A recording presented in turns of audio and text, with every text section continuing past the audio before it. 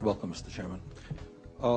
We have spent a lot of time in Congress talking about the $700 billion TARP bailout, which I voted against as it happens.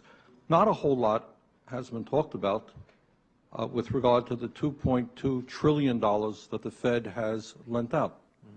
Now, I find it absolutely extraordinary that I wrote you a letter and I said, hey, who'd you lend the money to?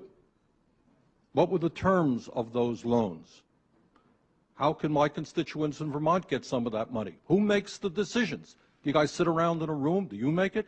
Are there conflicts of interest? So my question to you is, will you tell the American people to whom you lent $2.2 trillion of their dollars?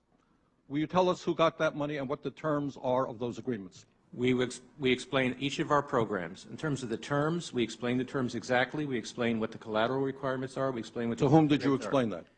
It's on our website. Yeah. Okay. So all that information is available in our commercial paper program. And who got the money? Hundreds and hundreds of banks. Any bank or that has access to the U.S. Federal Reserve's discount. You tell us who they are. No, because the reason that is counterproductive and will destroy the value of the program is that banks will not come to the discount. Isn't that too bad?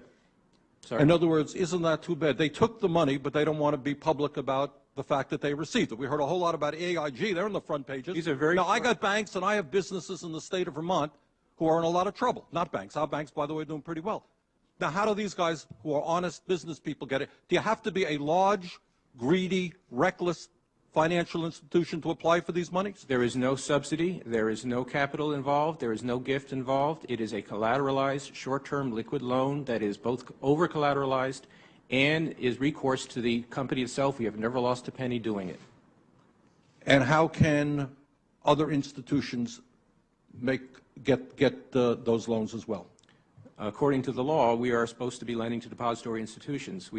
Let me just say this, Mr. Chairman. I have a hard time understanding how you have put $2.2 trillion at risk without making those names available, those institutions public. And we're going to introduce legislation today, by the way,